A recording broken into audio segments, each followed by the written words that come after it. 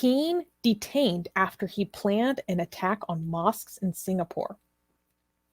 In December 2020, a 16-year-old boy was constrained under Singapore's Internal Security Act, or ISA, for, quote, detailed plans and preparations to conduct a terrorist attack. For those who are unfamiliar here, we say terrorist because of the YouTube algorithm, okay? But I mean boom, boom type events, okay?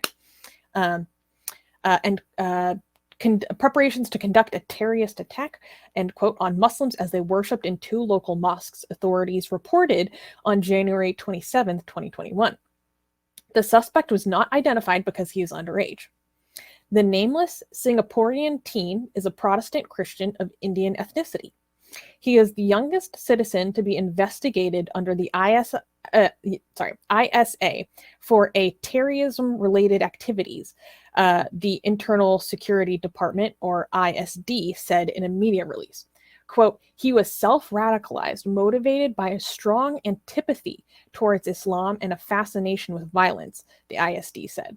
Quote, he also had watched Islamic State in Iraq and Syria, or ISIS, propaganda videos and came to the erroneous conclusion that ISIS represented Islam and that Islam called on its followers to kill non-believers, end quote. Did you say that you say ISIS because... Oh, yeah, I also say ISIS because of the YouTube algorithm. I think, we don't say the name that usually people say. Go. But I gave the full name in the beginning so people know. In preparation for the attack without firearms, the teen watched instructional YouTube videos until he was confident in hitting his victim's arteries by slashing specific parts of the body. He planned to use a machete to carry out his attacks at the mosque on March 15th, which is the 2nd anniversary of the 2019 terror attacks at the 2 mosques in Christchurch, New Zealand. So he was actually inspired by the attacks in Christchurch, New Zealand. But like I said, this is fantastic news because the authorities caught him. He was planning this for this coming March. They caught him in this previous December. They only reported on it recently. I mean, it doesn't. Do we need to tell people that part that said that this is not Islam? We disagree with that. You know, there was a part that you read that erroneous. Yes. Yeah, that was not erroneous. So Singapore's Internal Security Department said that he came to the erroneous conclusion that ISIS represented. Yeah, okay, that's their language. That's not our language. Yeah, Islam called on its followers to hate non-believers. He came to the true realization that Islam calls for his followers to do that. However, again, I don't know, people might be new here. So we have to say it. Yes, Islam does call for all of that. It is in the book, it's in the Quran, it's in the Hadith. Yet, most Muslims will never follow Islam. Most Muslims, the vast majority of Muslims are better than Islam, blah, blah, blah. Radicalism is a fringe thing among Muslims. It's a core part of Islam, but it's a fringe. Oh, here's a summary. This is what we would say. This kind of activity is a core part of Islam, but it's a fringe among Muslims. Core within Islam, fringe among Muslims. I think that's a good thing, the way to summarize it. But another thing I wanted to point out was...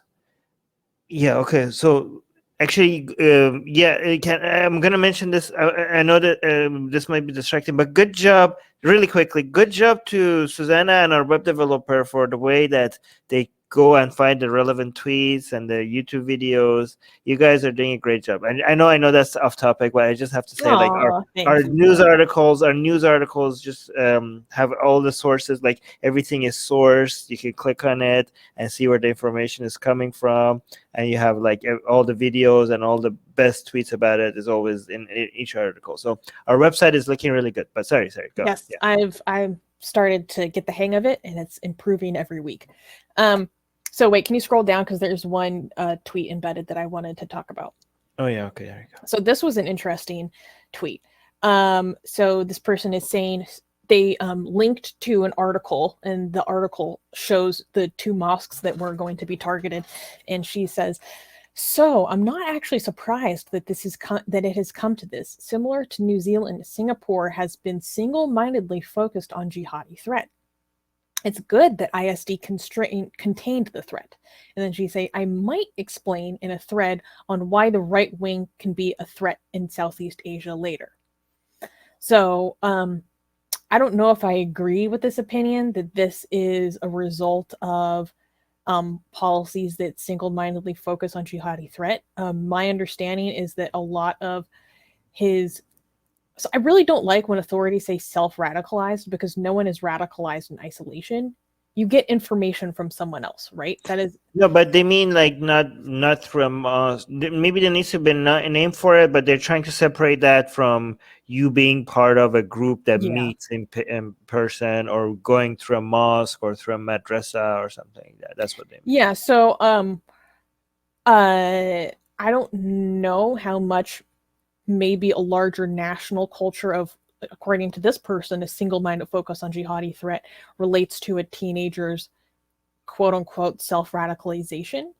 But I do think it is interesting to think about right-wing dangers in other parts of the globe. Like, I don't typically think about right-wing extremist threats in Southeast Asia.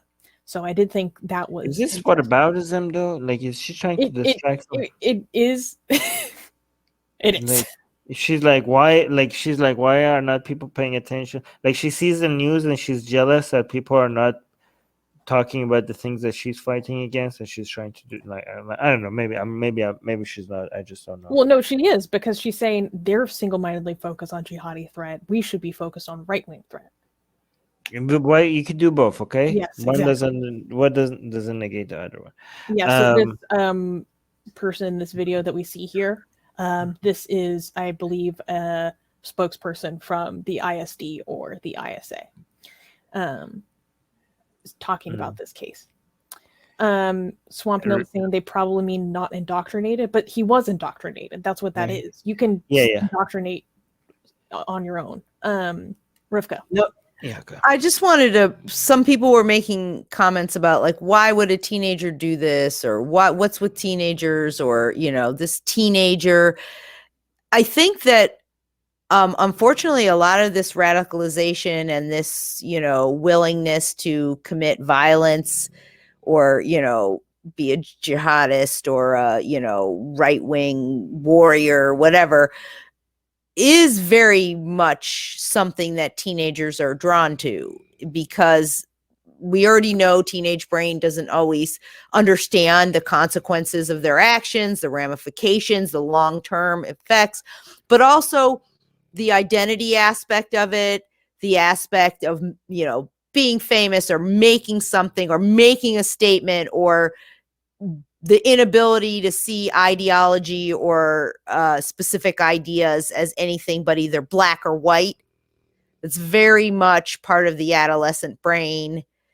So I think that it is often something that teenagers become drawn to, whether it's through a church, a mosque,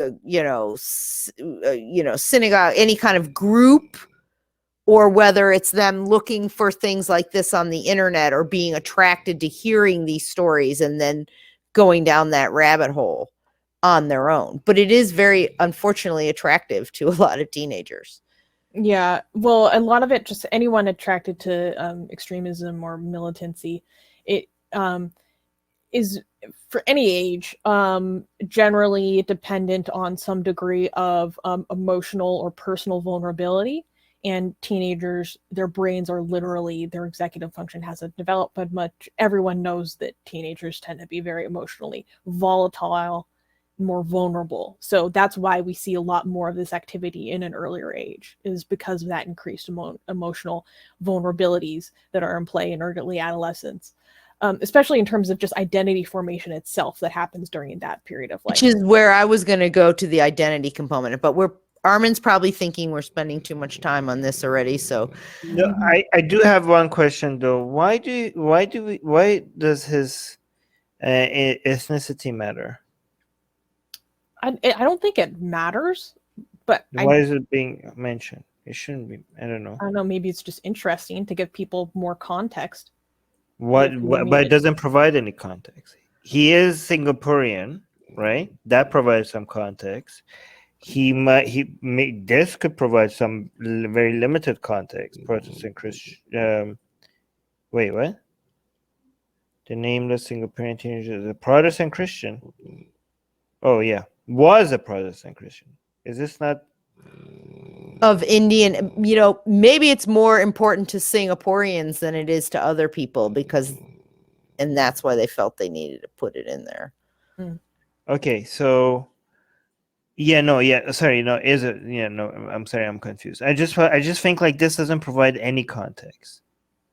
And well, I think I don't know. People are asking, oh, is he like an immigrant to Singapore, or is he a Singaporean national just with an Indian ethnicity or origin? I believe he is a Singaporean national with an Indian origin ethnicity. But it doesn't provide any more information. Yeah, I think this is irrelevant. I mean, it's my opinion. I don't know. Maybe some other people disagree, which is fine. It's fine if you disagree.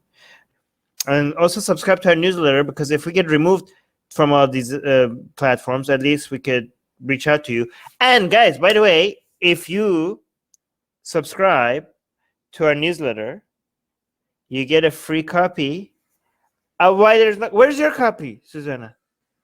Get it. We're doing promotion.